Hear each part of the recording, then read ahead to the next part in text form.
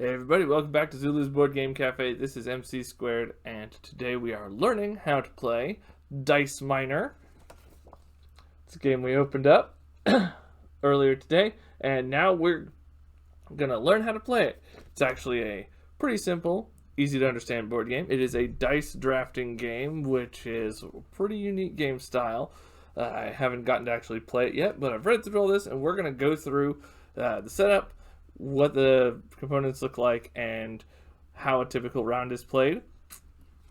So we're going to learn how to do all that. I've got it all set up right here in front of me, and we're going to go ahead and take a look at some of this stuff. You can see down there on the bottom left, this is the dice mountain, where we're going to mine our dice from here in a minute. You can see my hero here in front of me is the Dragon Slayer, and then of course the most important thing in Dice Miner is the dice. We have 5 different types of dice here. We have the tunnel die, which is mostly just your basic D6. We have a hazard die, which has dragons and falling rocks on it. We have the tool die, which is treasure, shields, and pickaxes. We have the treasure die, which is beer and treasure. And then we have the magic die, 5 different types of dice. They are going to inform our strategy as we play. The game is played over 3 rounds of filling up the dice mountain, taking dice from it, rolling the dice, and then scoring them. And you're going to have a strategy that's informed by your hero, the dice you've selected, and what dice people have given you, because part of what's going to happen in this game is you're going to be given dice from other players, and you're going to give some of your dice to other players as well. So the first thing that we do is we set up to determine first player. Everybody just rolls one of the tunnel dice. Easy enough. It's a D6. Whoever rolls the highest on the D6. Pretty straightforward there. Then everyone selects one of the hero cards. You can see all the different heroes in the unboxing video that we did, but today we're just going to go with the Dragon Slayer. And then the next thing that we do is we fill up the mountain. Take a closer look at the mountain right here. So there is a big dice bag, and you shuffle up the dice bag in there. You get 20 dice out. I've already got 20 dice here separated in the nice little cup that they give you. And then we're going to fill up the mountain. Whoop, whoop, whoop. Okay. So to fill up the mountain, rinse and repeat this process until it's full. Alright, so there is what a full mountain looks like.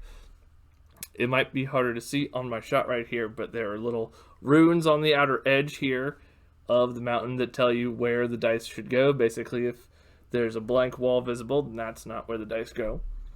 So once we've got these dice set up and ready, based on whoever took first player, you're going to start choosing dice. First player is going to choose a die from the top. The top is defined by a die that's not, essentially doesn't have anything above it. So right now the top is just these 2 little peaks right here, but and everything else, like all of these down here, would be considered the side. So like if you could take a die out and not have something slide down, then it counts as the top for the most part. So we would go ahead and take one from here, and then subsequent players would go on to take more dice, and then the top would open up. So as we go, we'll have all of these dice. I'm going to just take a small handful here, show you how it works. Okay, let's assume that these and one of these tunnel dice is what I end up with. There is one caveat to dice selection. If it's your turn and you get a die with a beer face, which is the only face that is shared by all of the dice, you can, instead of taking a single die, go cheers and roll the D6 beer, hand it to another player, and then take 2 dice from the mountain instead of just 1. And when you do this, you can also take dice from the side. So if I were to take that beer and give it to somebody else, then I could come over here and say, oh, I actually want these two instead of the top and slide that down. So that's going to be a fascinating way that the mountain gets molded and changed based on what people have, by way of selecting from the top or using the beer to roll down the sides. And this gets repeated until the mountain is empty. After the excavation phase, we move on to the magic phase. In the magic phase is when we're going to make use of the blue dice, are the magic dice. So now these are our magic dice. And while we're in the magic phase, we will be able to spend these magic dice to re-roll the other dice that we have. And that's going to determine how we score things. So right now, these have 2 each on them. So you know what? I have 2 gems here with only 1 side on them. So I'm going to spend 1 of these magic dice to re-roll these 2. Re-roll them. Haha! So I got a 2 and a 1 there. So I'm pretty happy with this, honestly. I could do some different re-rolling, but for the purposes of what we want to do right now, we're in pretty good shape. Actually, no. No, because I'm the Dragon Slayer, we're going to do one more thing. We are going to spend the other 2. Pick up these 2 and re-roll them. Alright.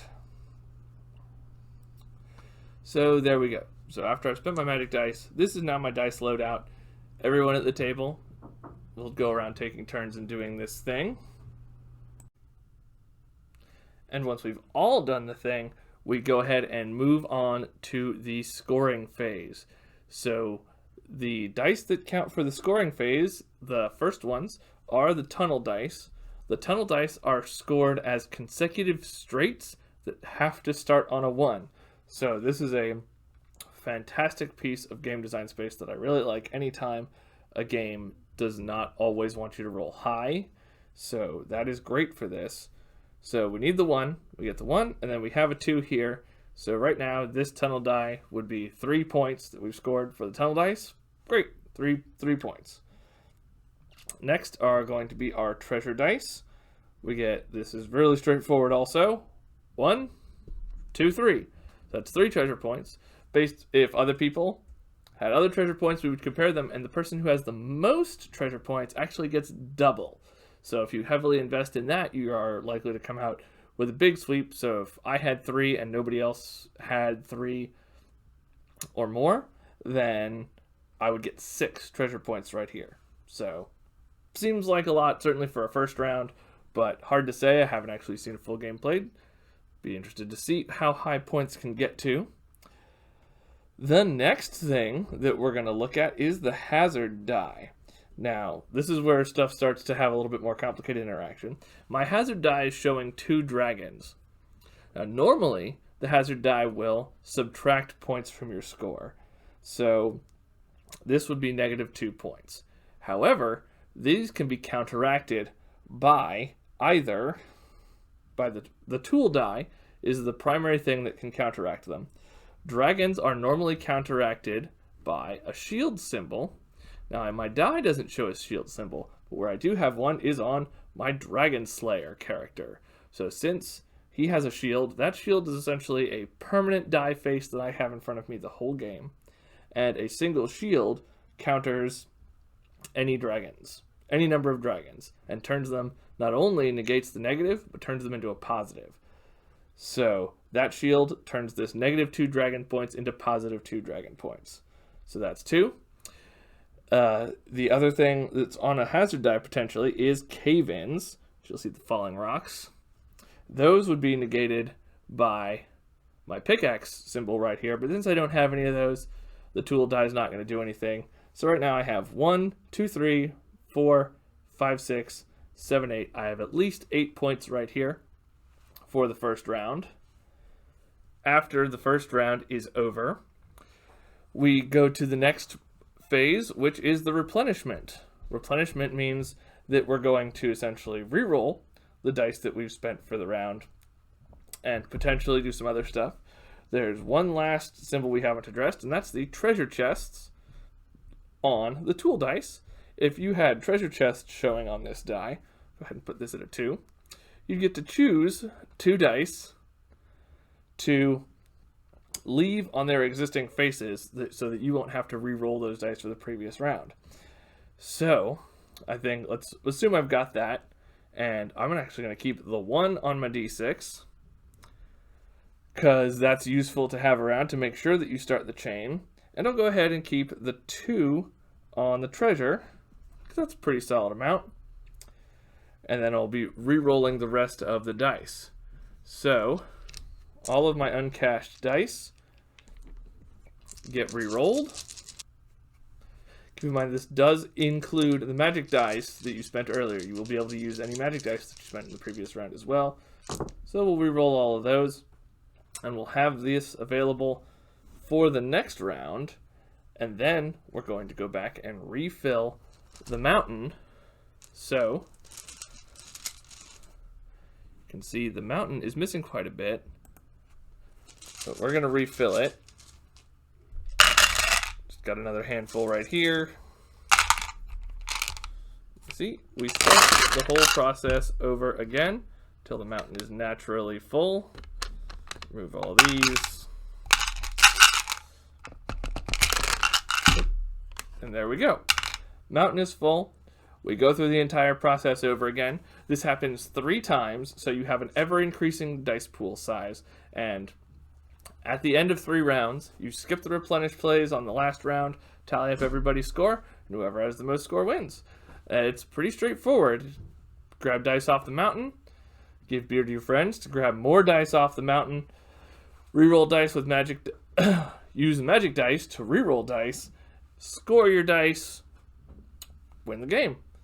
That's all there is to it. So that's Dice Miner, everybody. Feel free to come out and try it for yourself here at Zulu's Board Game Cafe, or pick up a copy up for yourself. If you do come and pick up a copy soon, we actually have some Dice Miner backer packs, because we were able to get this through some crowdfunding, and these come with 6 extra hero cards, dry erase score sheet and marker so that you don't have to use up all the paper, and 6 extra tunnel dice that I'm not sure if they're special fancy ones or not. What's going on? But it's very exciting. So come check this out. Thanks for sticking with us, learning how to play Dice Miner. I'm excited to give this a for real try next time we have game night here at the shop, and we'll go ahead and see y'all next time. Don't forget to check us out, zulusgames.com, and all the other great Zulus videos that we make here on our YouTube channel. Have a great afternoon. Bye.